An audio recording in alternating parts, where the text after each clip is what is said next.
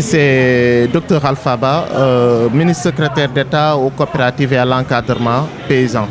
Qu'est-ce que cela veut dire pour vous, cette journée dédiée aux agriculteurs de la zone des Niayes? Bon, cette journée elle est importante et vous permettrez d'abord de remercier les organisations de cette journée, à savoir le cadre de concertation pour le développement de la zone des Niayes, avec son partenaire, le GRADESC, mais aussi le réseau national des femmes rurales du Sénégal et toutes les organisations paysannes qui sont au niveau de la zone des Niayes.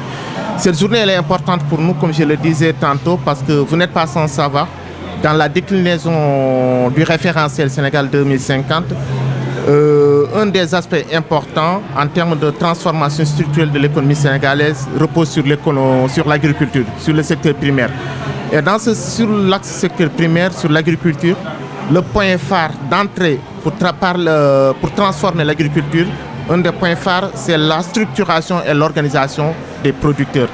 Et pour cela, pour ceux qui ont suivi la présentation, l'accent a été mis spécialement sur la question des coopératives. Et si aujourd'hui, ces acteurs qui sont là dans la zone des Niayes ont travaillé sur des années, dans une première étape, pour se structurer et s'organiser, et actuellement se retrouvent aujourd'hui pour lancer une seconde phase qui leur permet d'aller plus en avant, ça s'aligne parfaitement avec les éléments contenus dans le référentiel, mais aussi s'aligne avec le plan stratégique pour l'autosuffisance alimentaire pour le Sénégal. Donc c'est pour montrer tout le sens et la signification des éléments partagés ici et des éléments qui sont issus durant les 2 jours que nous avons jugé nécessaire d'être ici présents auprès de ces acteurs et de ces actrices dans leur diversité pour leur montrer l'attachement de l'État aux activités qu'ils font, mais aussi pour leur montrer la présence et l'accompagnement de l'État. Parce que vous n'êtes pas sans savoir que nous voulons changer et transformer le milieu agricole.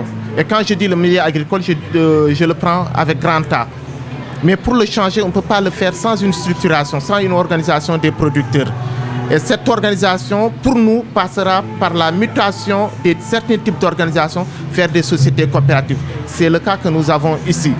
Et nous espérons que ce qui se fait ici servira d'exemple et de tache d'huile pour que l'on puisse le reproduire dans d'autres zones.